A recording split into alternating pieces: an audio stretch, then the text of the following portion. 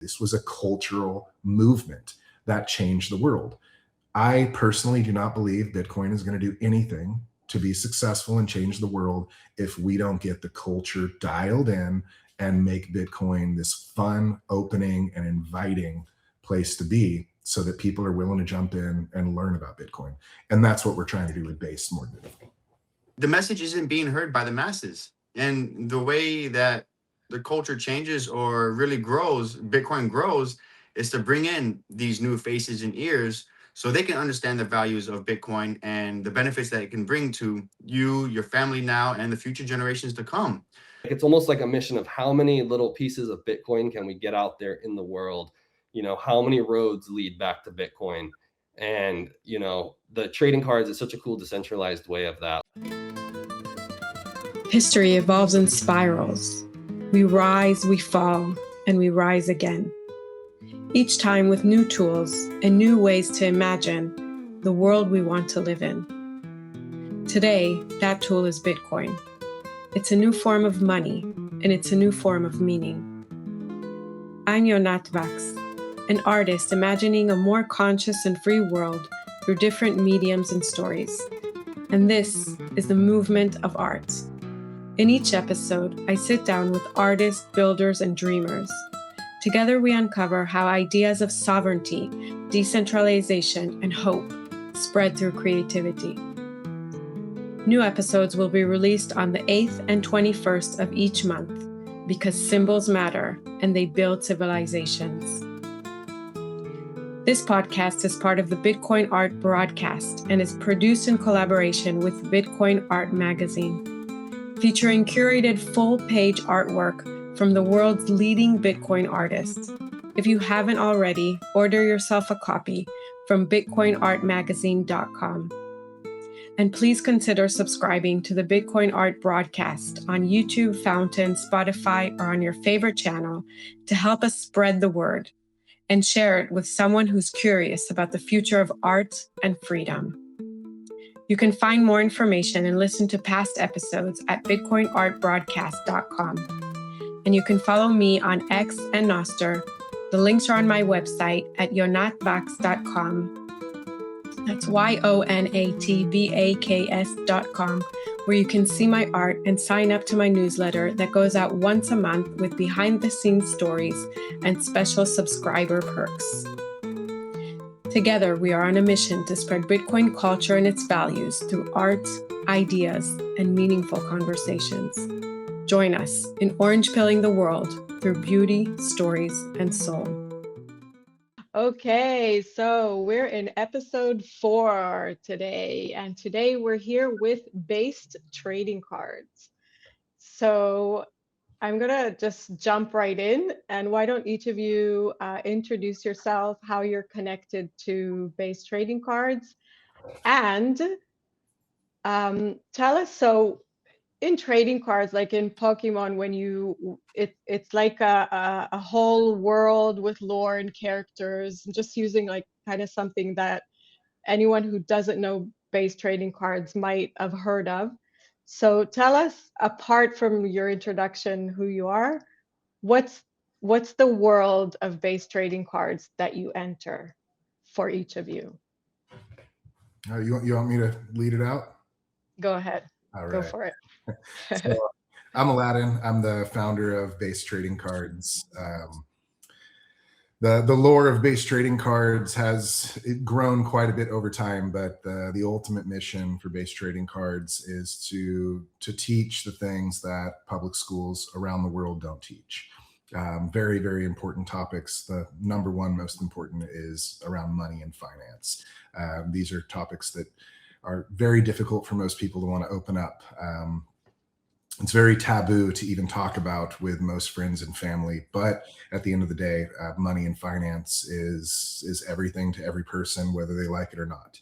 The decisions you make with your savings, the decisions your family makes with their savings, it really depicts where you go in life. It doesn't matter how much money you make. If you're not being smart with your money, then you can set yourself back massively. So the ultimate purpose of the cards is really to teach the basic fundamentals. And we originally started as Bitcoin trading cards because Bitcoin is the only money on earth that is a truly decentralized money for the people. Everything else is either fiat, gold and silver. I'm a big fan of, but that money has been captured for a very, very long time. And I wouldn't necessarily call it decentralized at this point with as much control that is over gold and silver. So Bitcoin has been our main push on trying to teach people basic fundamentals, hopefully to bring them around and get them to understand the importance of Bitcoin. But you have to start somewhere very, very simple first. So it's really just the combination of the values that people really need to understand in order to give themselves the best chance in life.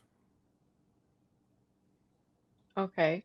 So you'd say it's more about starting to red pill and then slowly taking the orange one.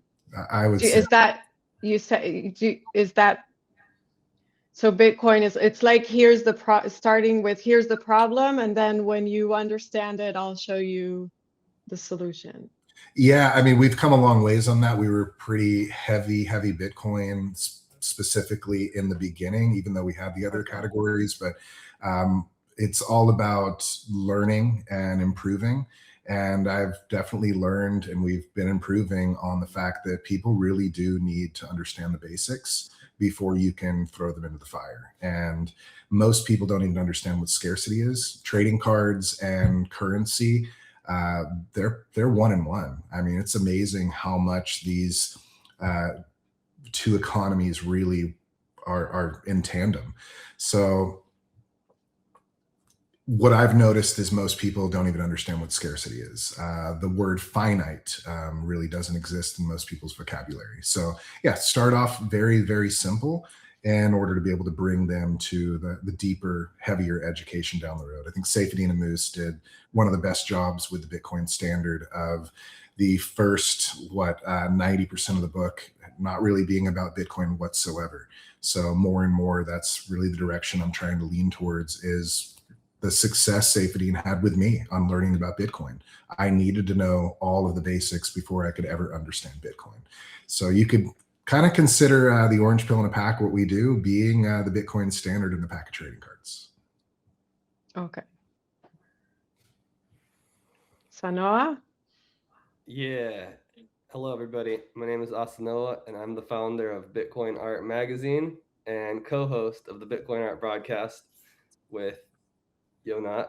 And I also am a art director and kind of lead graphic design over at Base Trading Cards, and I help Alladin with a bunch of the product design, card composition, and other fun things of putting together these trading cards. Okay. What's the funnest thing? What kind of fun things?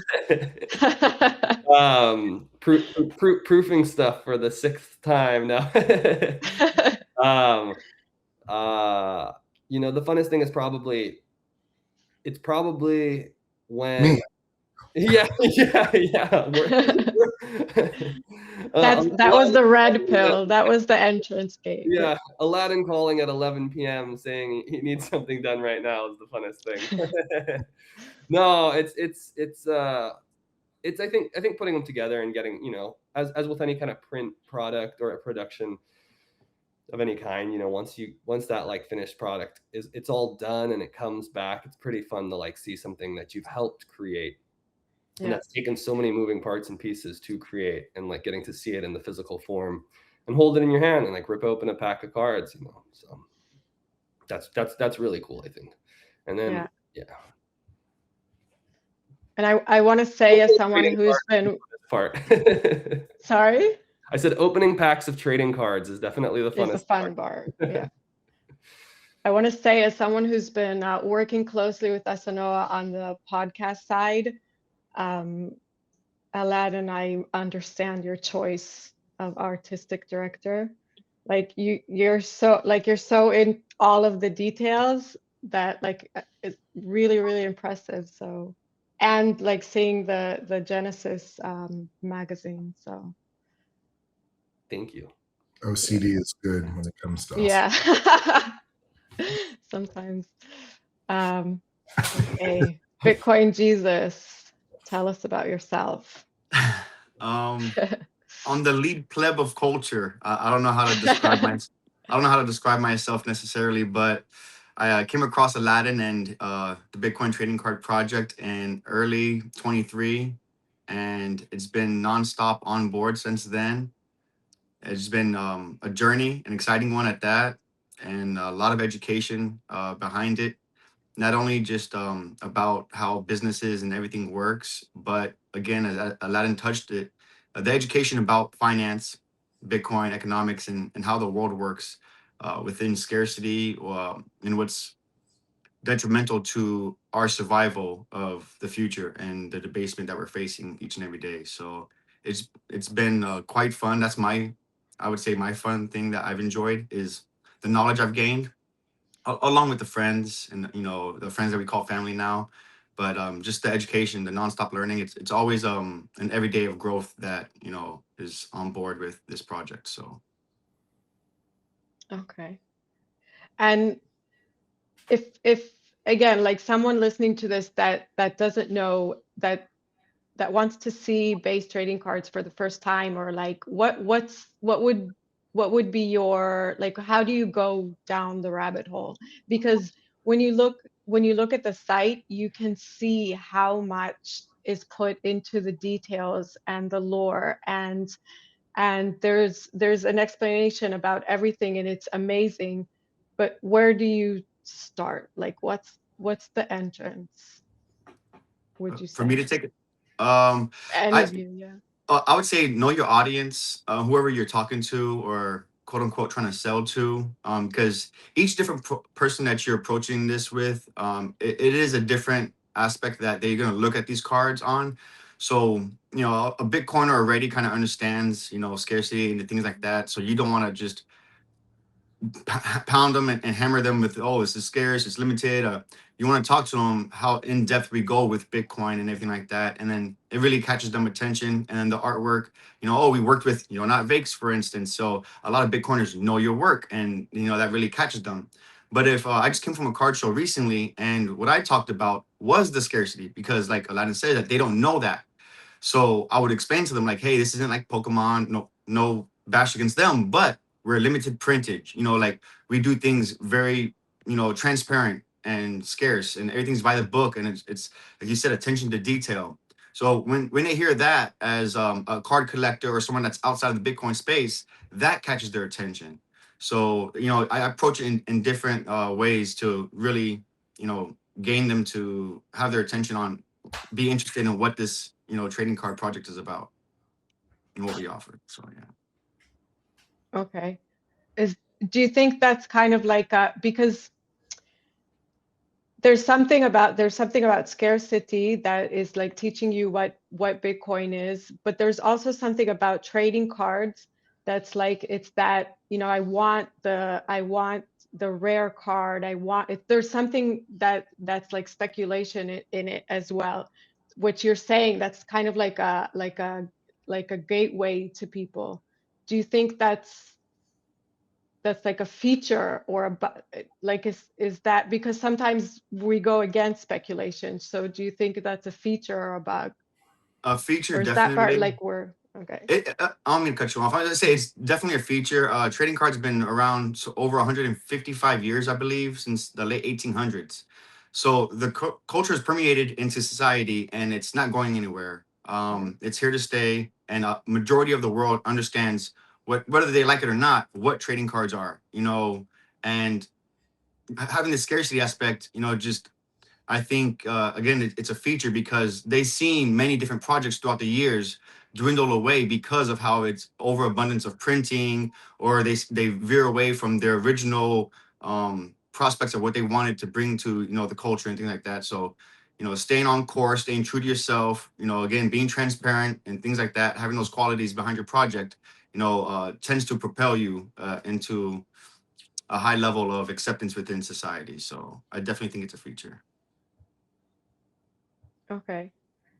And Aladdin, when you start like a new box, a new series, how do you think about it? Like, is there always a story? Is it a different one? Is there a certain amount of rarity? Like, is it every box, does it have, like, what are the things that they have in common? What are the things that change? How do you think about like a new series? So, I mean, what we've done so far is the Orange Pill in a Pack series, and then little commemorative packs kind of here and there. I can kind of round it back to what you and Daniel were just talking about. Trading cards started out as scrapbooking. So the first trading cards that really picked up any momentum, this is back in 1865, I believe. It was really, back then, most people didn't travel more than 30 miles outside the town they grew up in. So right around the time the printing press really started taking off, this was how people traveled the world, was through magazines, it was through newspapers. And when these little bits of paper came out, trading cards basically, they were built around education to begin with. And it was like, what is the butterflies of the Amazon, the different pyramids in Giza? Like, these were things that most people back in the 1800s knew nothing about. So it was about collecting to them and learning at the same time, and then getting to experience these different places through these cards. So it didn't start out as rarity in any way. Trading cards started out specifically as collectibles and a way for people to journey through different places around the world, learn different things, but on a constant, and then collect those different pieces together. That was their vacation, you could call it. And every time a new set would come out, they would have a new vacation to go on, a new experience through these cards. So I think it's transitioned heavily, honestly, just in the past probably 20, 30 years into more of the rarity, scarcity. I mean, back in the 1980s, 1990s, we didn't even have foil. Like, all the cards were just your basic print. So rarity back then, I mean, it was very seldom that a card even had a number stamp ever on it. Most cards were all open set, meaning like no one told you or divulged exactly how many of each card was printed. It was all about just collecting. And as humans, we have been hunters, gatherers, and collectors really since the beginning of time. So I think that is honestly the biggest pull to people of trading cards in general, is more than even the scarcity. It's being able to collect a full set. And trading cards, we call them completionists. I know Daniel's one of those. I know Asanoha is one of those. It's really hard once you get started and you're like, I have all 65 cards except for 4 of them. I have to get the last 4 so that I can complete my set. So I think the enjoyability is, it revolves around that even more than the scarcity. And at the end of the day, talking about the culture and how all this kind of pulls together, trading cards are also, if you look at almost all cards, pop culture. It's literally history. And some cards will go all the way back in time. Some cards are right here and now. I think sports cards are a really good example of that. People want to collect the players they knew when they were a kid. And you have people that are like, I want to collect the hot rookie of right now, partly because that rookie card might be really worth something in the future, but really because I would love to be someone that had that rookie before that rookie was known by anybody. So with Bitcoin and base trading cards, I mean, we're capturing the pop culture of what's going on right now in real time. And yes, we've went back, we've done the Mt. Gox cards, we've done the Pizza Day, and really trying to bring back the history. But I mean, Bitcoin's only been around, what, like, I think 16, 17 years now. So we don't even have to go back that far. And if we want any real big movement in Bitcoin, when it comes to adoption and people to take the time to really jump on and take a look, us as Bitcoiners, we are all the marketing arm of Bitcoin. I say it all the time. Because Bitcoin's decentralized, it's the most beautiful thing, but it's also the most difficult. At the end of the day, it is up to each and every one of us to get the word of Bitcoin out there. Problem is, we don't have a PR team telling us when to shut up or speak up. We mess up as much as we do well. And what we have to do as base trading cards is we've got to timestamp these amazing events in Bitcoin's culture and Bitcoin's history. And we need to be able to put this out to people that know nothing about Bitcoin in a way that interests them. You can go back to the Renaissance time. That was a cultural movement. It was pop culture that brought Shakespeare to the masses. And then more and more poets would be coming out, Edgar Allan Poe. And I mean, this was a cultural movement. And then we have the 1960s and music, Elvis Presley. This was a cultural movement that changed the world. I personally do not believe Bitcoin is going to do anything to be successful and change the world if we don't get the culture dialed in and make Bitcoin this fun, opening, and inviting place to be, so that people are willing to jump in and learn about Bitcoin. And that's what we're trying to do with Base more than anything.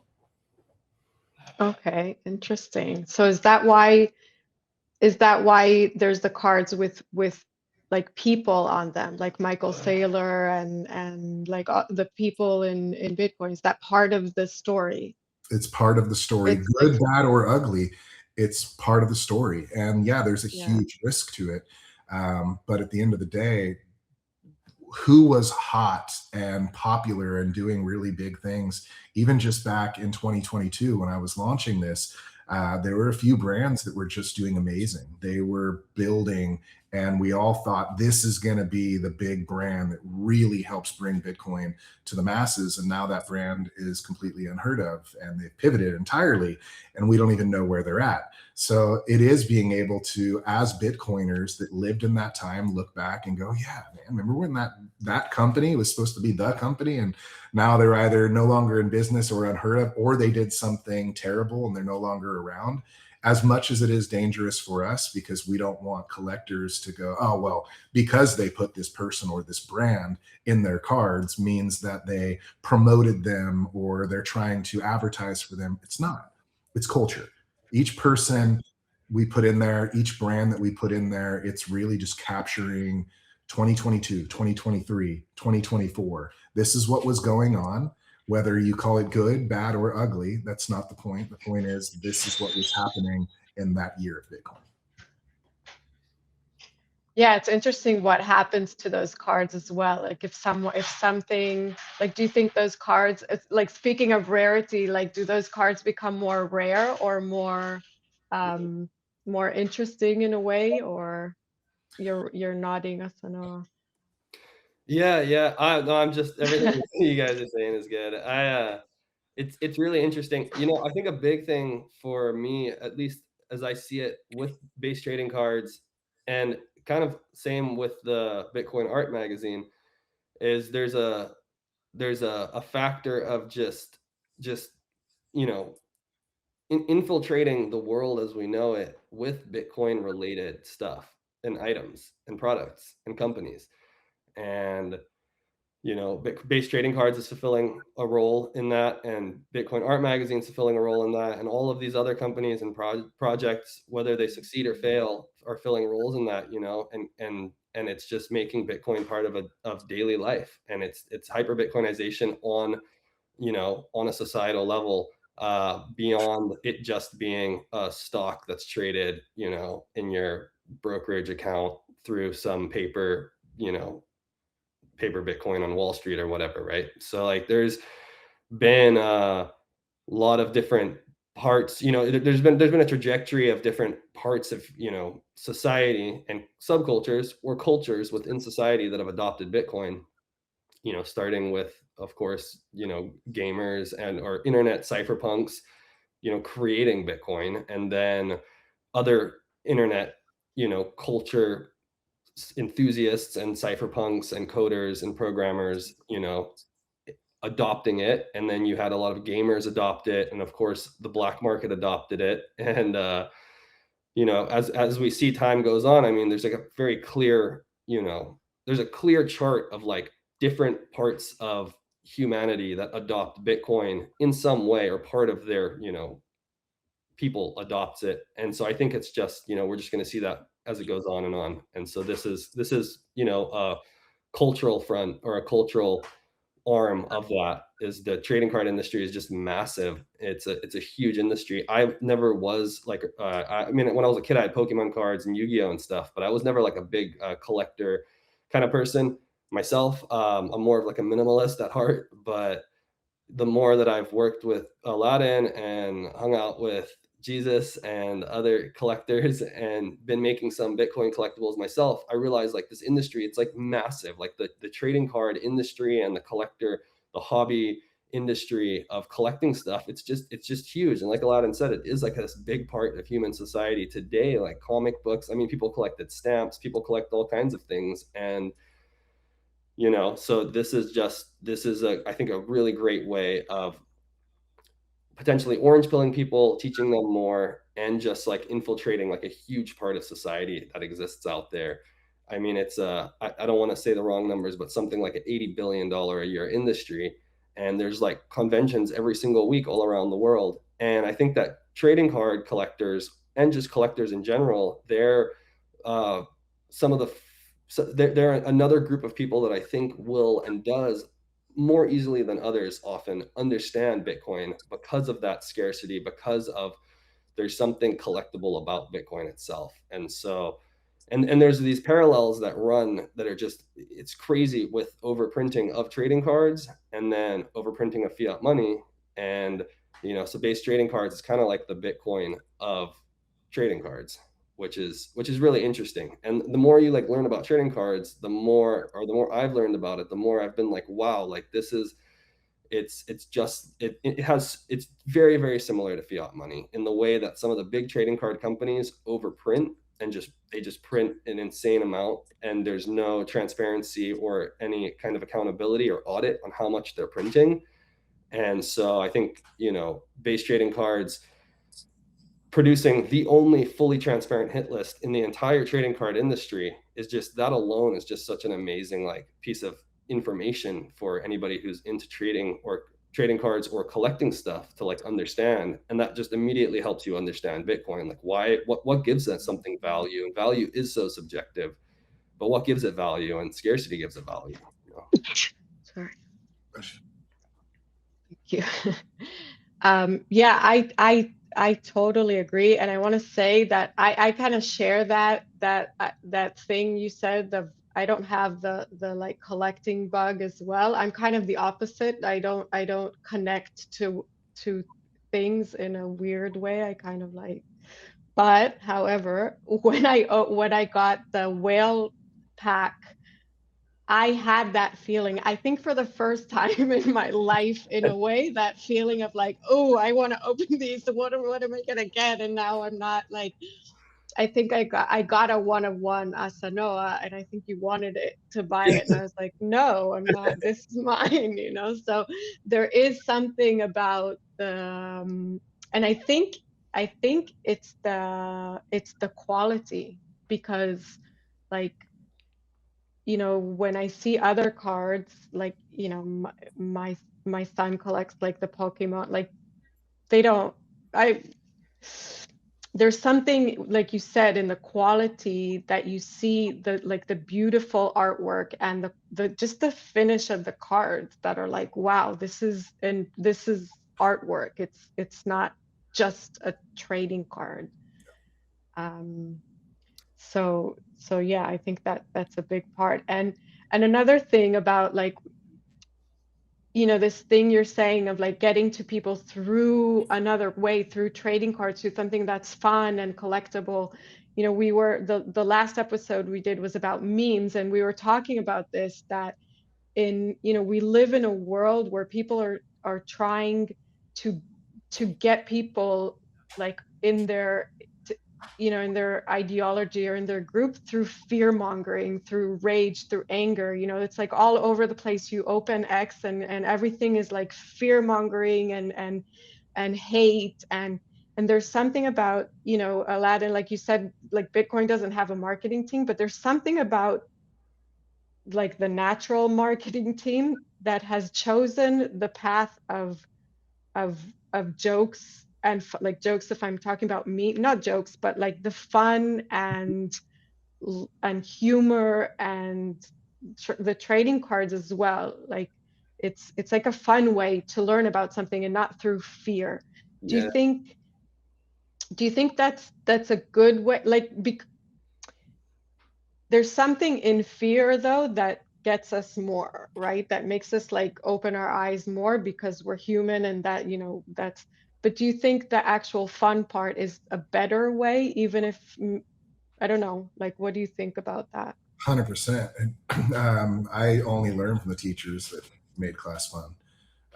If that teacher wasn't capturing my interest, and I know a lot of other kids, through a lighthearted way, like you liked the teacher was nice, entertaining, and fun, we learned. The teachers that, we can call them whatever we want, I didn't have a whole lot of good teachers by the time I got into junior high and high school. We didn't learn anything. We just goofed off and didn't pay any attention. So I do think we need to come off as Bitcoiners, especially to, again, the topic is, it's hardcore, and fear that you might get someone to pay some attention, but cognitive dissonance is so huge in every human being's mind, even Bitcoiners. Bitcoin is in a bear market, and it may not rise for another 14 years because of this, that, and the other. We will completely shut it down immediately, because cognitive dissonance of that is like, that is not something I want to hear. Is it possible? Yeah. Is it likely? Probably not, but we will shut it down immediately. Please do not come at me with any bear case. Well, that's how the world works. Bears and bulls, ups and downs, and we have to be real about it. So trying to bring new people into this difficult of a topic, it's red pill, it's economy, it's political. I mean, it is so many things that no one wants to talk about and no one wants to spend their time thinking about in today's world. It's going to take a lot of fun, a lot of lightheartedness. Another way, and I'll quit my rant, but a way of saying, I love to kind of tee up, because I'm all about metaphors. We're all parents here. If you come off to your kids with hardcore, pushy, anything especially that is hypocritical, it's going to go in one ear and out the other. We're, as Bitcoiners, a lot of us that I've seen have been around about 10 years in the space. We come off like parents trying to tell our children what to do. It's not working. It's not going to work. We need to come off as that really cool older brother or older sister that we always looked up to. We always loved. They were so cool. They were so nice. This is who I want to be when I grow up. That's the kind of PR that Bitcoin needs, is we are welcoming, open. We're just cool. And like, anybody's welcome here. And you shitcoined, or you did this, or you did that, it doesn't matter. At the end of the day, like, as long as you were not out scamming people, if you scam people, hit the road and you're not welcome at all. But if you're not a scammer and you've messed up, there's not a single Bitcoiner out there that hasn't messed up. We have to be open to everybody feeling welcome to come to Bitcoin, or I throw the cognitive dissonance out to people. I don't think we're going to be successful with what we have if we don't find a way to be the most welcoming community in the world. That's the whole point of Bitcoin. I have to say something. I couldn't agree more, Alladin. But to your point, Yonat, about the memes, I think that's a really excellent perspective on the trading cards themselves, and also on like the art magazine, or on any physical Bitcoin product that people are making, and digital too, you know. But is like, how many, like, it's almost like a mission of how many little pieces of Bitcoin can we get out there in the world? You know, how many roads lead back to Bitcoin? And, you know, the trading cards is such a cool decentralized way of that. Like, there's these little pieces of shiny cardboard that, you know, like them or not, like they're beautifully made. They're pretty little shiny pieces of cardboard. They're essentially, a lot of them at least, are like little memes on a little piece of paper. And like, how many of those can we just get out there in the world for people to just stumble across in whatever way they do, and maybe hopefully lead them back to Bitcoin, or at the least help, like Alladin's just saying, make Bitcoin sound like something that's fun and casual and cool, you know. And it's not this big scary thing, and it's so technical, and all of the technical jargon and everything, the Bitcoin maximalist space and just the Bitcoin tech space and everything really gets, I think, siloed and echo chambered a lot, because outsiders are just like, oh, I have no idea what these people are talking about, or they're trying to tell me. I mean, we've all experienced that, you know, with friends or family. You're trying to tell them about Bitcoin, and it's like, you know, the meme with the crazy guy on the wall, and you're like, look, I'm telling you, you know. And so we get you know, that picks up like the conspiracy theorists and anarcho-capitalists and the hardcore libertarians, or like finance people or technical people who are like, oh yeah, I understand what you guys are talking about, and are smart enough to, or intelligent enough to easily wrap their heads around it. But there's so many people out there that are they're just living their lives, and they're, you know, I mean, go walk down the street, you know. And so I think any avenue that potentially can reach more people that are just, you know, living their lives, and they're go to their trading card show on the weekend, or, you know, they like art, or they're, you know, whatever it is, it's just a great you know, a great part of Bitcoin, a great part of the culture, a great arm of the culture, you know. Yeah, I also think that the part of the you know, the explaining Bitcoin through the tech or through how it works is not necessarily like I think it's so much more than that in what it offers. Like I know people that understand the algorithm way better than I do, and can, like, you know, understand every little part of it and what it means, and but they still don't understand it.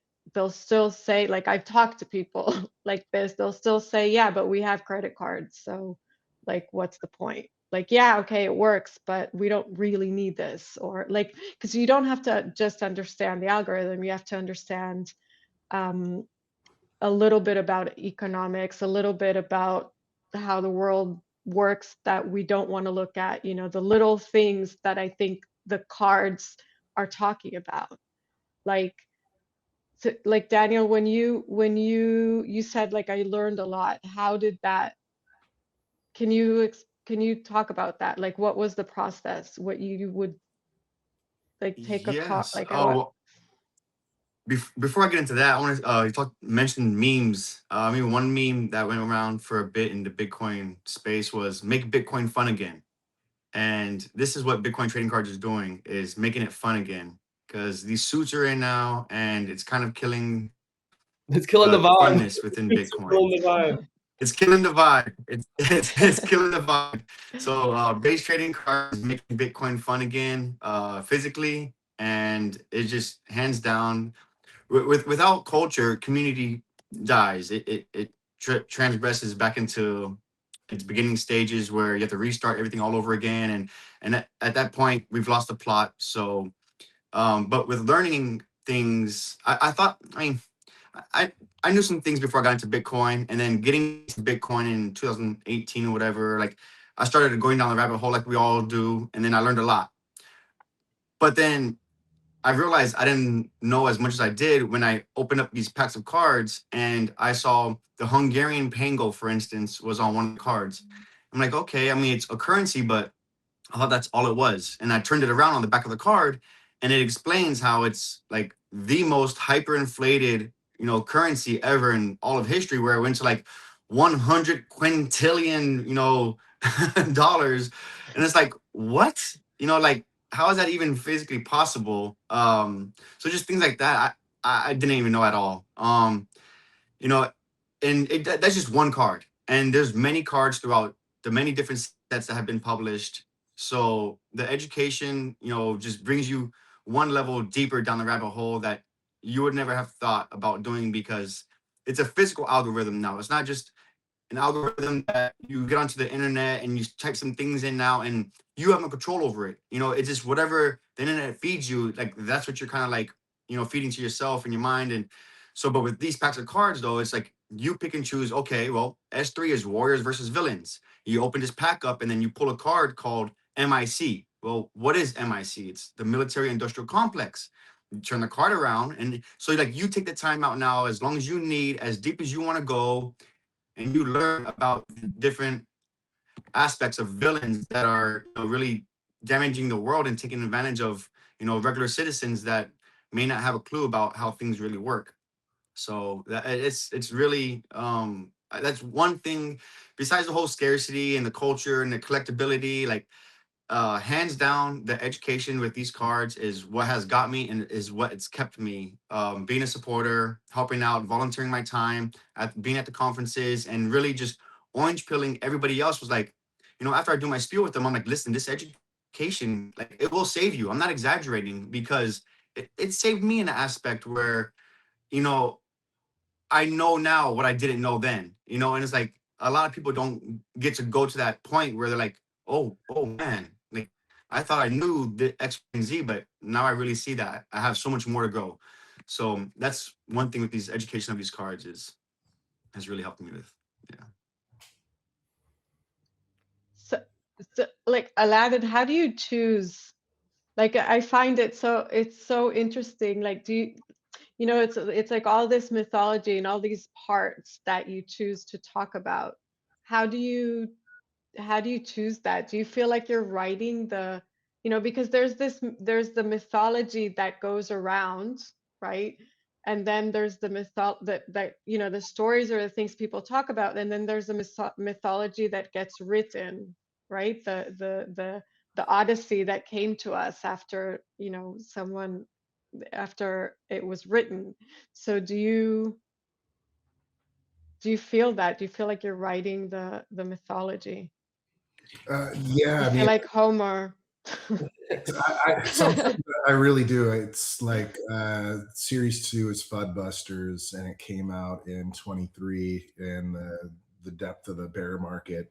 And it's kind of wild because I'd say the majority of the FUD that we were busting in those cards basically healed after that set was out. I would say like 4 or 5 months later, not 4 or 5 months, but like maybe 2 years later, almost every one of those FUD cards aren't even relevant anymore. All that FUD is not relevant. So it was like writing something that captured the perfect timing, and then Warriors and Villains and everything that came out after that. I have to be very careful of some of the things that I say for PR reasons for my company, but we've touched a lot of things that I can't even really talk about anymore because the timing of these cards were so perfect for where we're at. And it wasn't when I was creating it, but the moment it came out, it really was. And right now, more than ever, the simulation is series 4 that's dropping right now. I mean, I think we're closer to that simulation than ever before. AI is just exponentially pushing us all into a digital world that's unlike anything that I could have imagined even 3 or 4 years ago. And everyone told me back when Mid-Journey was really starting to take off that, oh, it's going to be so much bigger. And I couldn't imagine what bigger meant. And now, literally, like 3 years later, it's mind blowing. And we're just getting started in that. So, series 4 being the simulation, the digital detox, I mean, the timing is incredible. And I don't think any of these are like me necessarily looking into the future, but I think to your point of the mythology, there's something really magical about each one of these sets when they've landed and how it's kind of worked out around each year that they've dropped. And I hope to continue to be able to do that. It's, I think, just being tapped in to the Matrix, I would say, is really positive. My favorite movie, They Live. You put the glasses on and you can see the writing on the wall. I feel like I've been that way my entire life since I was a little kid. Being able to really, part of it is just maybe being able to read people's emotions really well. And yeah, there's beauty everywhere, and there's the opposite everywhere. And I think just all of us getting tapped in and being able to express that as artists the best we can for the people that maybe can't. I'm sure you've heard many people say, oh my God, I wish I could draw like you. I can't draw a stick figure. There's a reason why you are the artist you are. You are molding these ideas, these thoughts, and the education, the story through your art for people that can't do that. I don't think everyone honestly has a voice inside their head. And the more the simulation gets stronger and stronger, the more people are literally allowing social media to speak for them. That voice is disappearing in so many people's heads around the world. So it's our artwork that hopefully is the thing that is physical for them to be able to dive into, that isn't a moving screen. It's like stare at it and then go deeper and deeper and deeper into that art versus deeper and deeper into a screen that's literally moving, I mean, in milliseconds to seconds to a whole new video 30 seconds later before the next. This is very dangerous for the human psyche. So I think physical art is one of the most beautiful things that we can offer people that don't have the ability to be able to put these thoughts and emotions out. Like, we are a Homer in a lot of ways, and art, in my opinion, is more important than books. It's more important than poetry, anything else. Why? Because it's the universal language. Doesn't matter what language you speak. If you can see, it'll speak to you. Yeah. Yeah, it's funny that you're saying that, because again, like the meme episode, like both Skrilla and Pepinardo were saying that sometimes they make a meme and then like a month later it happens. And they were talking about sometimes that kind of like freaks you out, no? And there's this like philosophical idea that I personally believe in it, or want to believe I believe in it, that that we don't have ideas, but that ideas choose us. Mm-hmm. That ideas are like things that are in the collective consciousness, and they're like, I want you to make me manifest into this world. And because also sometimes we have this thing that, you know, sometimes you have an idea and you don't manifest it, and then someone else will do it. You're like, I had that exact same idea.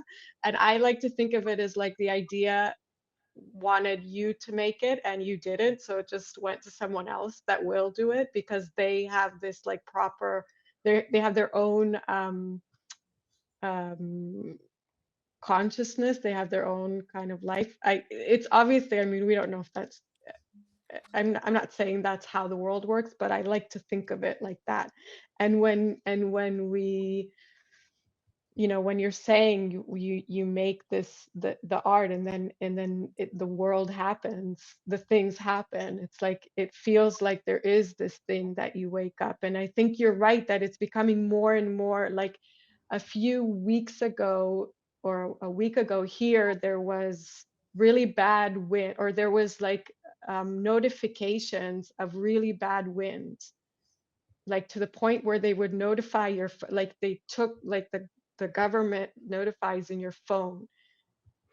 And there was a part of the day, but most of the day was fine, and people didn't leave their homes at all. And it was like, this is the part in 1984 of like, they asked the last their last request was to not believe your own eyes, or I'm getting the quote wrong, but that's the idea. So yeah, we are entering this, and I think you're right that like art and physical things kind of like maybe bring you back. And sorry, Asanoha, you wanted to say something, and I No. What you're saying is so spot on, and it's really that's super. It's just it's creepy to think about, and how much we're seeing that, and all the way through COVID, and just, you know, the, like Alladin said, the social media feeds, all the way to your government alerts on your phone, and how much of human direction is just being just totally controlled or led or guided. And it's only going to get more wild with AI starting to control a lot of these things. And it's absolutely mind bending. And yeah, I couldn't agree more that physical stuff is more important and will become more important than ever. And as far as the art goes, I think it's a huge, I mean, for me, it was massive. And I can only imagine for all of us right now, right here, and probably for most of the people who come on to this podcast, is there's many books written about Bitcoin, and they are excellent books. And there's all kinds of videos made about it. And there is now more than ever before, there's a lot of art made about it. And like Alladin said, art's the universal language. And also there's something special about art, and I think anybody can attest to that, or most people would agree with that. And that art conveys, I mean, there's, you know, sayings like a picture is worth 1,000 words, or, you know, stuff along those lines. And creating conceptual art it's important, I think, in Bitcoin in a lot of ways, because Bitcoin is digital.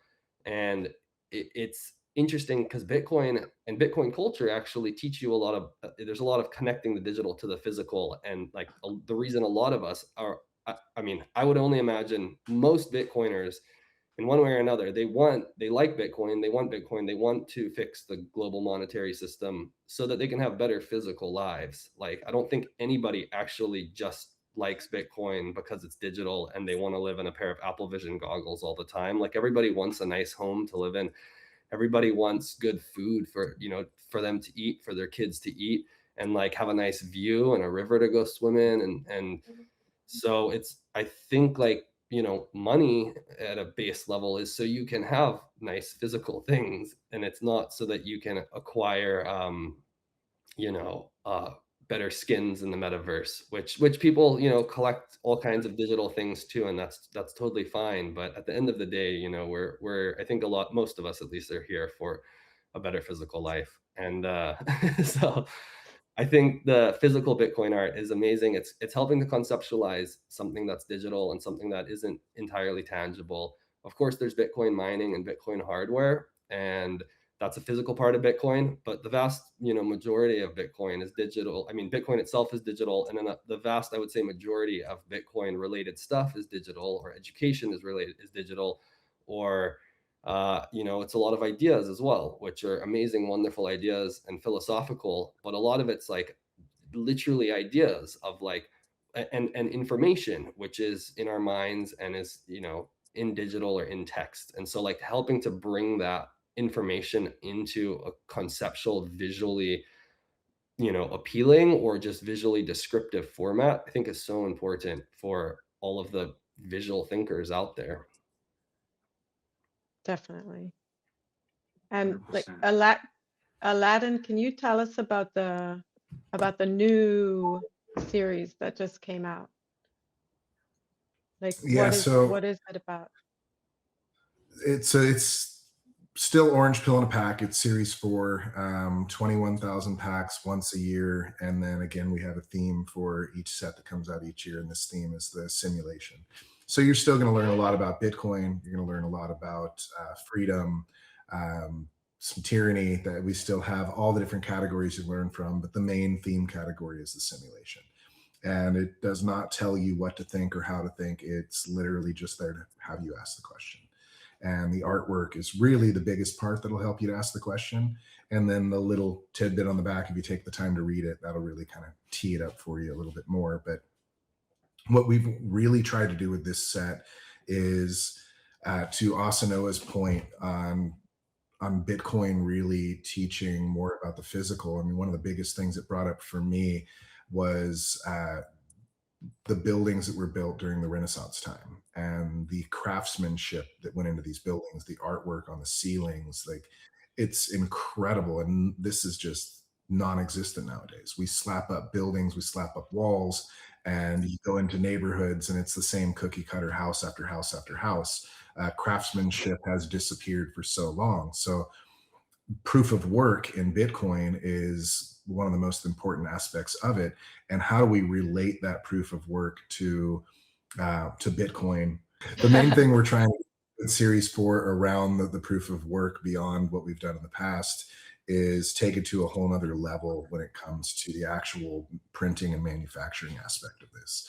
So in order for us to stand out against the thousands of brands that are out there producing trading cards and the scale of them. I mean, Pokemon is a multi-billion-dollar company. Topps is multi-billion-dollar. We've got a lot of competition out there. And it's not just, okay, we've got a good idea maybe for the cards and the artwork is really good, but how do we take it to another level to where we can continue to stand out against all the competition and get people that may not be into these topics to at least give us the time of day? So scarcity, finite supply, all these different aspects of collectability are really important, and we push the limits on that. But when it comes to, again, the quality of the production, we went so crazy. So like with what you were saying, with the cards that you ripped, the quality was really good. Well, now take the quality that you got in those whale packs and times it by 10 or 20, because we went that far and then some. We're literally trying to get a sticker to go into the boxes that is a kitchen sink, because we threw everything, including the kitchen sink, into these cards. There's literally heat transferring color inks in the cards. So if you get like an epic ice card and you get it warm, then the color of that artwork changes. An epic fire, if you get it cold, the color of the artwork changes to the temperature of your skin. So these are just a couple little pieces of what we threw into this, really trying to create something that is artistic from the box to the wrapper to every single card in the pack. There's literally hidden invisible ink, being with the Matrix, little words that are hidden throughout all the different cards, and you never know which card is going to have that. We went all the way on this one and then some. And then the big thing we threw in, because I'm just the crazy madman creator on top of everything, was I created something called an experience box. And again, it's all about this physical experience. So the experience box is something that's never been done in trading cards. And it's this big, giant, crazy handmade box that has everything from the scissors to open your packs that are custom made in black and gold. And I stole Asanoha's black and gold. So he doesn't own that anymore. That's now my... But yeah, Asanoha helped me with this one, and it's really, really beautiful. It's super elegant, and when you open it up, you're going to go on a hell of an experience with these trading cards, unlike anything that's been done. And there's a special pack in there that is literally a chance to win a $69,000 Dodge Challenger 6-speed manual, incredibly based. And I know a lot of Bitcoiners will go, well, isn't that fiat? Why would you throw that in? You can think that. Everyone has their opinion to think whatever they want, and I won't tell anyone what to think. But at the end of the day, we're trying to really make a statement of what is based and bring back that nostalgic feeling that we used to have before everything went completely digital. And a incredible 6-speed manual, 500 horsepower muscle car that just rumbles is incredibly nostalgic to me. And I think nostalgic to so many people, because this was so important to almost every culture. Colombia alone, I mean, Colombia is known for the rumble in their classic cars that they took, that we imported over from America. I mean, when you think Colombia, you think classic American cars, real sheet metal. So that also goes worldwide. And being able to try and capture this fun, excitement, the really cool older brother or the really cool older sister into these pack of trading cards for people outside of what we're doing to go, holy crap, this is really cool. I've never seen anything like this. We even gamified the pack of trading cards. I play red light, green light with my daughter all the time, and we created a red light, green light game in these packs. So when you open them up, if you get a red light, you didn't win the car, and you still get some cards after. But if you get a green light, you're still in it, and you're hoping to get 3 green lights in a row, because then you win this crazy car. So everything has been really to pull in this physical excitement as much as possible in this set. And this is with a small team on a shoestring budget, no investors whatsoever, just a team of creators that are throwing everything we have into this. So you can imagine, as we move forward, the support that we get from Bitcoiners especially. It's not like, oh, I want to buy these because they're fiat, and why would I chase something else other than Bitcoin? Completely agree. But buying a pack of these cards, you're supporting a company that is not out there trying to bring BlackRock or JP Morgan or any of these big giant suits to Bitcoin. We have plenty enough people doing that. And there's a lot of support by a lot of Bitcoiners to bringing the suits in. Good job. We are specifically focused, like I think the majority of the Bitcoin artists, and this is why you should support Bitcoin artists, because we're creating something to bring the masses into Bitcoin. And if you want Bitcoin to be a true success, it's not because BlackRock came in and pumped the price to the moon. It's because Bitcoin is now being used by everyday people, and it is helping everyday people to improve their situation in life. That's what our brand is built on. I know Yonat, that's what you are built on. Asanoha, you're creating something to bring the everyday person into Bitcoin. That's the real magic. That's the real PR angle that is going to bring in more people, because again, everyone else from the outside is looking in and going, oh, so the rich are just getting richer. Oh, so this is a political coin that a bunch of cryptocurrency people are supporting particular presidencies and particular things over this. It's not an angle that's going to win. It's a terrible angle. We need the angle to be the approach that the artists are taking. And we do need the support from every Bitcoiner out there. If you don't want to buy a pack because you don't like cards, it's fine, but you should support artists and creators in Bitcoin because they are the ones that are truly working towards what Bitcoin was meant for, which is inclusive money for everyone in the world to be able to benefit from.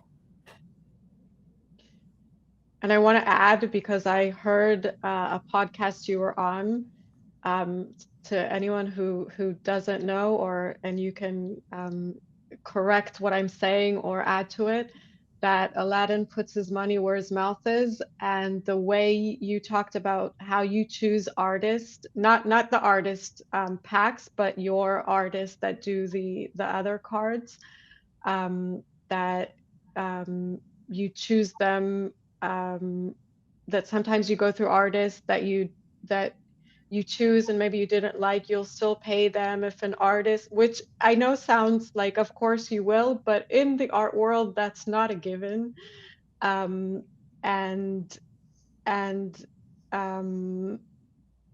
that artists that give you a proposal, you give them even more than what they asked for.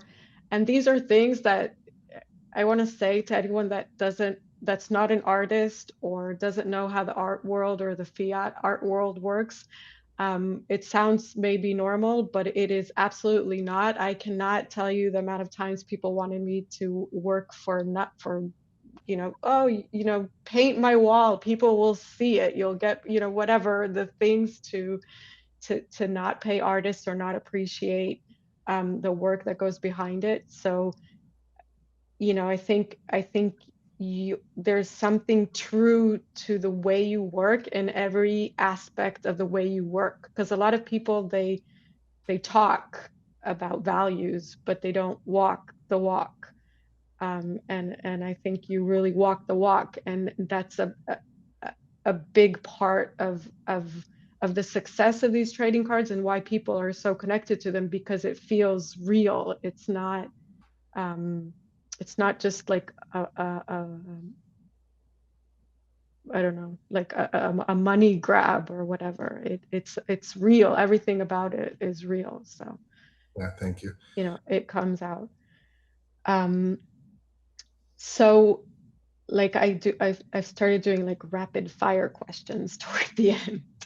So if you had to choose one card to give to someone that still doesn't know base trading cards, like someone that doesn't really, maybe heard about Bitcoin but doesn't understand, and they're kind of like hopeless about the future, what's the one card that comes up to your mind right now that you would give them to start with? Federal Reserve. This is for all three of you. Huh? The Federal Reserve card. The Federal Reserve card. There's a Okay. Federal Reserve card, and the art's very conceptually depicting how the Federal Reserve works. Yes. Okay. Okay. So that's where the rabbit hole starts. That's where it starts for me. For you. Okay. Daniel? For me, that's tough. I'd say your card. Yeah. Good choice.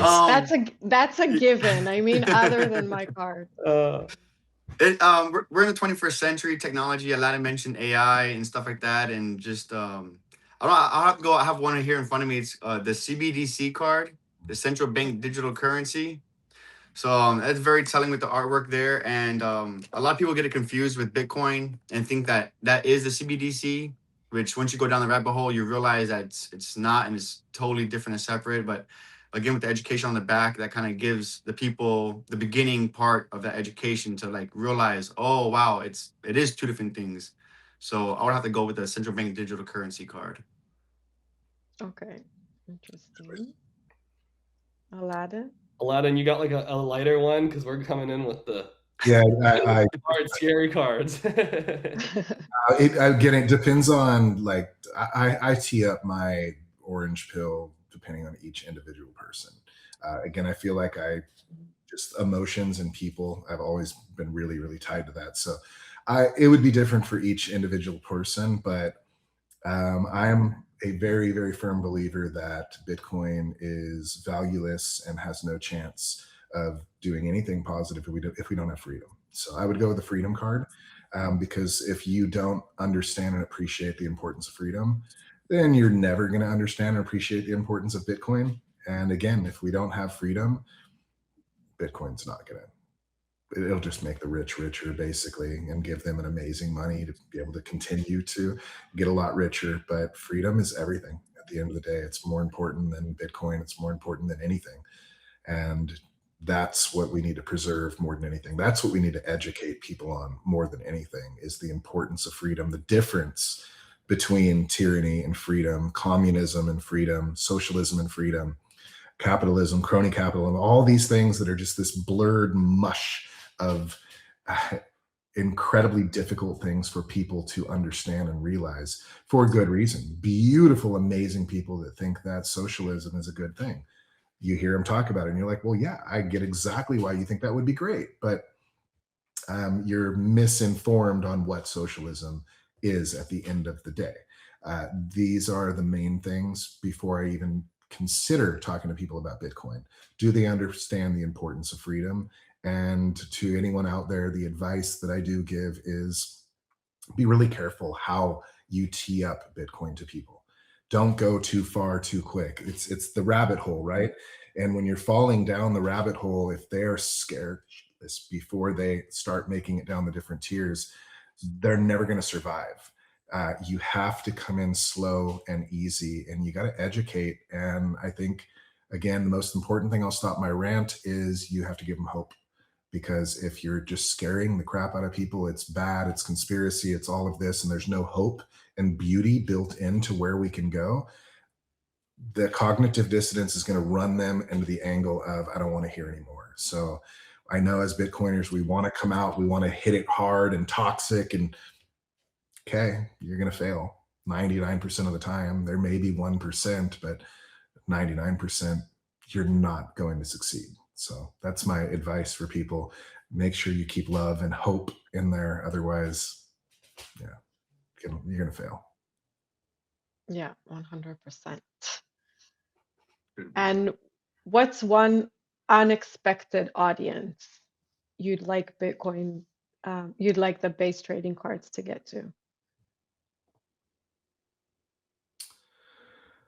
Oh, there's so many. I would say the more confused younger audience right now. I've got teenagers and I've got a 5-year-old, and I live in California. Oh boy, we have a very, very uneducated, confused generation right now, and I would love to help them in any way because it's not looking very good for them. Most of them don't even know. I don't even know how to say it without PR coming up my butt. It's bad. It's sad. And the number one thing I'm trying to get across to people, far more important than Bitcoin, is just basic values, family values. If you had a rough family life, a lot of people have. Break the cycle and start your own family, and don't make it rough. Make it good for your kids. And that's my biggest hope of all, is that we can get back to some values worldwide, and that people start to, again, have hope, care again. And the younger generation is the one that I'm most fearful for right now. Yeah. Yeah, it's like that. I'll say it because I don't have a PR team. I don't know if it's what you meant to say, but I think there's, I was thinking about it the other day actually, that when I was 15 or 16, you have that thing of like, I can change the world, or I'm going to change the world, or and I feel like a lot of young people today, they don't have that. It's like it's gone. It's like the constant scrolling, or just the world we live in. It's kind of like, it's that fire doesn't exist, and it's like that's the fire that changes the world in the end, like, and I don't know if that was what you were going to say, but I'll add that. Or worse, but you eat very nicely. Yeah. Okay. And Daniel or Asanoha, like what's the unexpected crowd you like to see in the base trading cards? You could take a Noah first. Oh, just Old grannies. yeah. You know, maybe it's not, I guess it's not an unexpected crowd, but just more of the trading card collectors. I guess it's the opposite. It's the expected crowd, but I would like to see the expected crowd get into base trading cards and learn about scarcity and what makes, you know, a collectible valuable or not. So I think there's it's concerning, and like said before, and it's a, you know, clear parallel symptom of the fiat system. But what people are, you know, accruing value to out there doesn't make any sense, and it's fabricated hype based value. And so I'd like to see people learn about scarcity, and learn what scarcity actually means, and learn what, you know, what, I guess, if societally what gives things value, and see on different levels beyond the trading cards, just see people give more value to the things that are important in life. Okay. I guess me now. It would be it'd be a mixture of expected and unexpected. I don't know how to put that necessarily, but the middle-aged older crowd. I don't want to go too young, because a lot of things are out of their hands, and you know the trading card people I noticed these days are the middle-aged people, male or female, it doesn't matter. But I wanted to go middle-aged Bitcoiners, because I've noticed a lot of these people are stuck in an echo chamber. Whether you're on Nostr or Twitter or YouTube or whatever it is, you're not reaching a vast majority of the population. You know, you're preaching to 200 people. That's all, you know, 3,000 people at the most. That's all you're getting on your views. At these conferences, it's the same repeating faces. You know, you're talking to the same ears, and the message isn't being heard by the masses. And the way that the culture changes or really grows, Bitcoin grows, is to bring in these new faces and ears so they can understand the values of Bitcoin and the benefits that it can bring to you, your family now, and the future generations to come. So that's what my hope is for this trading card project, is to keep on, you know, reaching the people within Bitcoin itself and have them realize, listen, we have things to offer that you can't do, you know, because these cards are going to be in, I'm just hypothetically speaking, I don't know, but in Walmart, in Costco, in GameStop, wherever it is, where the everyday Joe goes to that doesn't know about Bitcoin and doesn't know about economics and scarcity and whatever else that, you know, the Bitcoiners are trying to preach. But these cards are carrying a physical message that is time-stamped on a piece of paper, on cardboard, that will be transferred and handed down from generation to generation, because that's what a lot of these older people do, is they save the cards for their kids. And they say, you know, these kids bring, oh, look, my grandpa had this collection back when he was my age. And, you know, that's how this message really does reach the masses. So that's who I'm hoping for, is the middle-aged people. That, I think that's kind of somewhat unexpected, because they, no, I don't want to say it, but their heads so stuck up their own, you know what, that they don't care about reaching a message using some other thing, other tool other than their own voice. And we have to use other tools other than our own voice to really bring in the masses to Bitcoin adoption. So. Okay. Is that what you do? Do you want to tell us about your whatnot? Yeah. So I try my best to really bring the masses to these cards, or bring the cards to the masses. So I do whatnot streams. It's kind of like a live eBay. So any streamers from around the US, the world, whether you're in Australia or Canada or whomever else where whatnot allows you to hop on the stream, I sit behind my camera just like this, and I show off the beautiful cards like I did earlier. And sometimes I sell it and sometimes I don't. Sometimes I sit down for an hour and I literally rant. So instead of making a YouTube video, my videos are on Whatnot, talking to random guests that may be Magic the Gathering collectors or Pokemon collectors, or just, you know, coin and bullion people sometimes comes to my show, and we just have our different topics and go on our rants and just, you know, speak about Bitcoin and the benefits or the culture, and how it's, you know, slowly growing, but it is, you know, expanding itself. So I do that, or I just go to card shows. This past week, I went to a card show in downtown Orlando, and I handed out like 30 Genesis packs, you know, to Pokemon collectors. And I still get the response was like, Bitcoin, what's that? You know, even though we personally think people that are in Bitcoin, we think that, oh, the whole world knows about us. And it's like, no, they don't, because everyone is still stuck in their own bubble, echo chamber, whatever you want to say, that they don't have the exposure that we've already had. We went down the rabbit hole, and there's so many more millions of people, not even just hundreds of thousands, just millions and millions of people that haven't had the exposure of Bitcoin that we had. So me going to these card shows and saying like, oh, they open up a pack and they love the artwork immediately. Like, they're just like, wow, this is incredible. I mean, like, you had an artist create this stuff, and like, it's not AI. Like, they're surprised that a physical person created this and it wasn't AI. And I'm like, no, that's never being used in the creation of these cards, you know. And I explained to them about the culture and how it's the community is the best thing within these cards. And they're like, yeah, you know, I like to collect these cards, but the community sucks. You know, like, they say that themselves. So that's another thing that kind of brings them on board into the Bitcoin, you know, ecosystem and sphere, is like the community aspect of it. So that's one thing why I try to push hard with not only these cards, but collecting artwork, such as all three of you you here, is, you know, you have a sense of connection to the artist and other collectors, and that really develops the community overall. So that's what I do, is, you know, I really just try to branch out the culture of Bitcoin.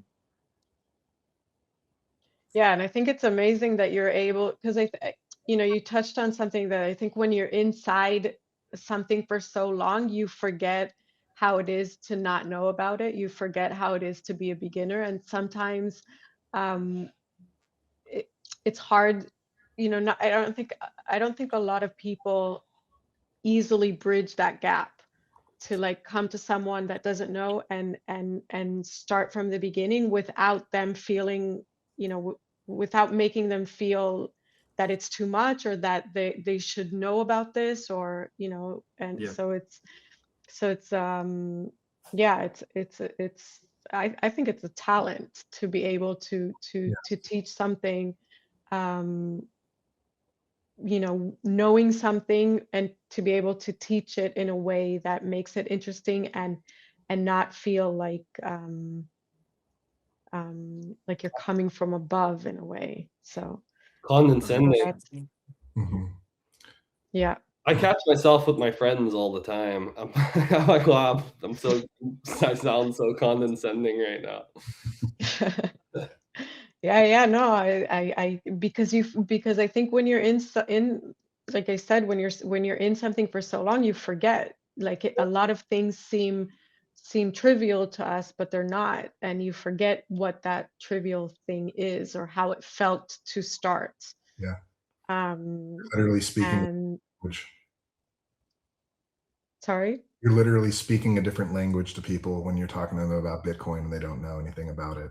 And that could Yeah. come off condescending, like literally as if you're speaking to them in a different language. And they're like, I don't speak English. And you continue to speak to them in English. I don't know what to say. It's going right over my head. And I think as Bitcoiners, we do that a lot, where Yeah.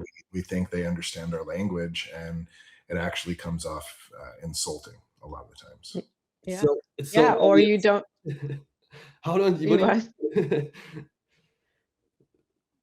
do Can no, you say that again? Or? just when you're when you're speaking, or when you understand Bitcoin really well, and then you're talking to someone who doesn't, it feels like it's just so obvious, and you know, it really does, once you understand. As much as I would say most Bitcoiners who have studied Bitcoin and gone down the rabbit hole understand about Bitcoin, about economics, about the technology behind it, about different ways that the world works, and like the amount of just absolute NPCs, or just people that have not studied it yet are out there, like Daniel was saying, millions and millions, if not billions of people that they don't even know what Bitcoin is. They've maybe heard it mentioned a couple times, and so they have just zero idea at all. And it seems so obvious to us, when you can see something, or like Alladin saying, when you can speak another language, it just makes sense, and it seems super matter of fact. And yet for so many people out there, just even something as simple as like the dollar's not backed by gold anymore is like, but they don't know that. They genuinely don't know that. There's still people that genuinely don't know that. I mean, that sounds insane to us, but it's, or what does it mean that it's backed by gold? I mean, yeah, you can even take it there. Like, what yeah, does that even mean? yeah, yeah, yeah. Yeah.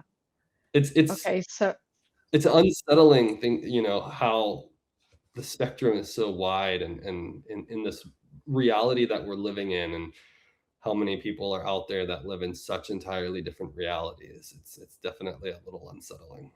Yeah. yeah. I was talking to somebody about the cards, and like, you can't talk to them like the quantum resistant SHA 256 algorithm is bioelectric. Like, they're gonna look at you like you're insane, like you said, Aladdin. You're speaking a different language, So instead of saying something like absurd as that to someone that knows nothing, you give them a pack of cards, and they open up and they see the Bitcoin mining card, and they're like, "Oh, I think I get it now."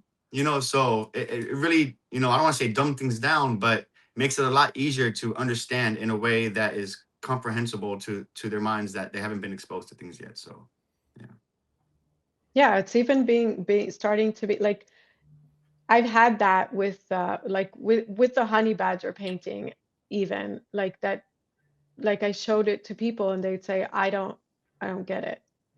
So I have, so it's even that, like the honey badger, even the memes, I mean, like the honey badgers, it's like, okay, so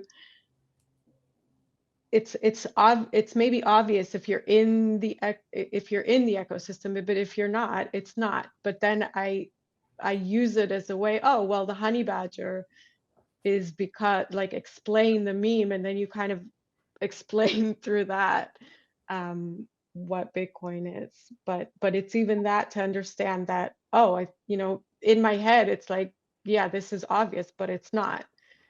But it's also the thing that what doesn't make it obvious is kind of also a gateway to explain it. So the last question for all of you, it's 2140, and the last Bitcoin has been mined, and we don't know if we're all living a beautiful Bitcoin standard utopia physical world, or we're all in the metaverse dystopia, or we're not even existing, or I don't know what the world looks like then. But someone or an alien or a bot finds an archive with a pack. What do you hope, like they open it, what do you hope they understand about the world today from that pack? Some people cared. Some people tried. Yeah, there was effort, whether it was in a beautiful world and they go, okay, there was people that put the effort in, dating all the way back, or we're in a dystopian world and they go, well, at least there were some people that did try. I kind of always, and maybe it's just the I don't know, the programming of stories that we know now, but I definitely see I see the big beautiful Bitcoin citadels, or the free lands, and then there's the Hunger Games dystopia districts. And I think it depends. A kid in the dystopia Hunger Games finds a pack and finds his way out and makes a journey to the free lands, or a kid in the free lands, opens a pack and opens his great grandfather's time capsule and is like, Daddy, what did you do to fight the CBDCs? And It's made Bitcoin art. Like the like the meme with the very nice posh kitchen and the put together mother and the child, and they're standing looking at a painting of a guy, and the kid says, "Mom, why are we so rich?" And she says, "Because your great grandpa bought 1 Bitcoin." Effing legend. The legend. Legend. I don't know, but that's really fun to think about. What is someday? What are people going to think someday when they come across some of these items, and what kind of life will they be living? So before I say my answer, I think we need to create a new meme. Asanoha or Yonat collaborate and have that same kind of meme, but it says, "Dad, how do we become so rich?" And it says, "Oh, back in 2022, I bought an S1 box." And it's like effing legend.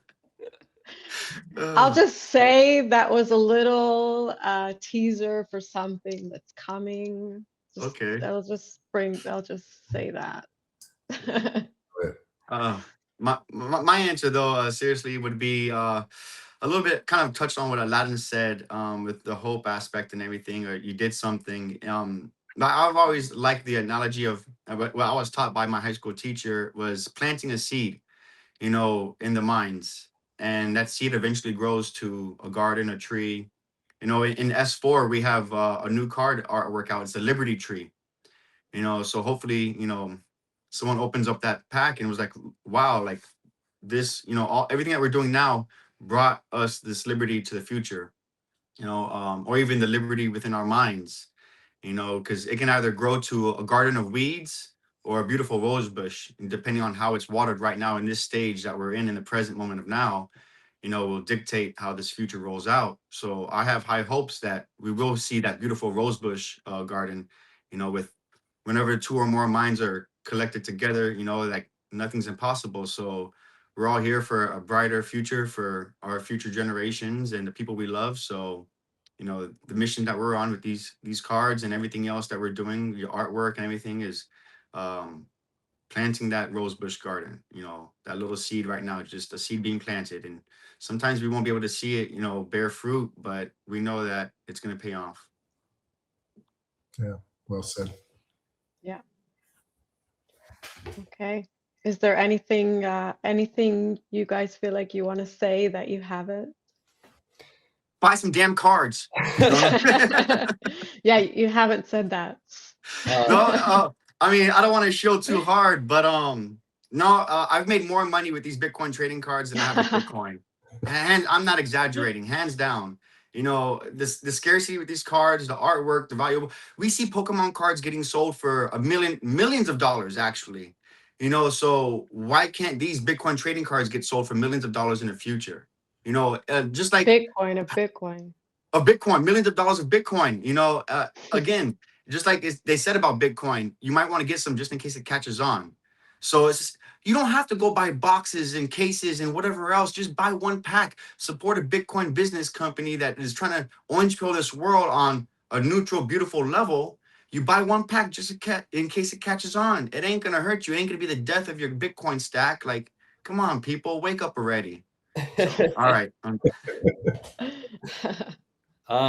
I want to say that we have a couple cool things going on, and that is, of course, Series 4 of Bitcoin trading cards is on pre-sale right now and will be releasing soon. And then we have a gallery of artwork that's collaborative between Bitcoin Art Magazine, The Space in Denver, Colorado, and Scarcity. So go check out the gallery. If you're listening to this and you made it through to the end here with us, thank you. Check out top of the homepage at scarce.city. And if you're in Denver, Colorado, go swing by The Space, say hello to your fellow Bitcoiners, and take some photos of the beautiful art on the walls, and come and drop those photos in the Bitcoin Art Magazine Telegram chat, or post them on social media, even better. And then also, Yonat, we've got a little collaborative print project. Kind of like a little mix-up mashup, but it's a really amazing piece of art from Yonat, and so that will be dropping soon, and that'll be available at bitcoinartmagazine.com. And of course. And it's connected to the trading cards. And it's got some trading cards Easter eggs in there. So if you love Bitcoin trading cards, keep an eye out. The prints will be dropping soon. They will be super limited and will be super special. So, and I just want to say thank you to you, Yonat, for hosting this space. And I can't wait to drop. We've got the episode, the last one that'll be dropping on the 8th.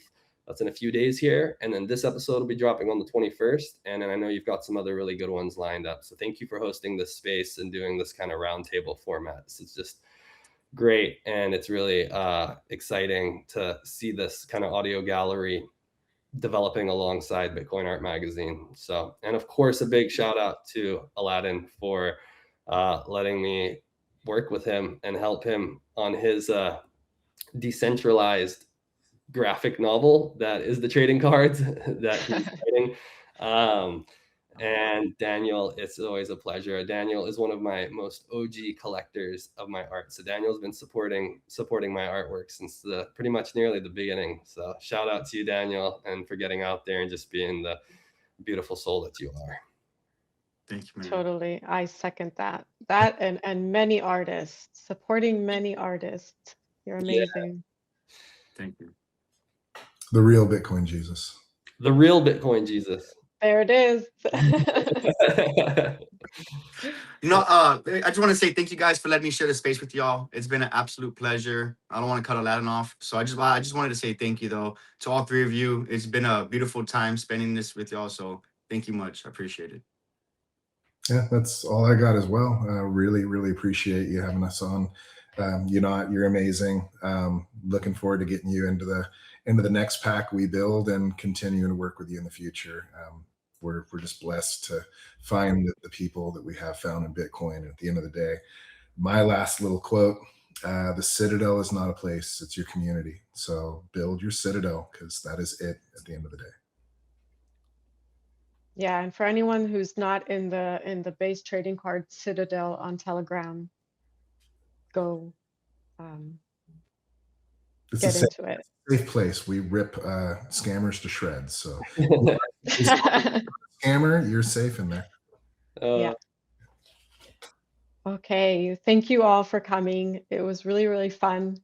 And yeah, and thank you for putting all this beautiful art and mythology in the palm of your hands.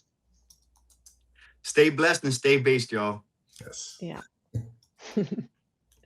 Bye-bye. See you next time. Take care. Right on, you guys.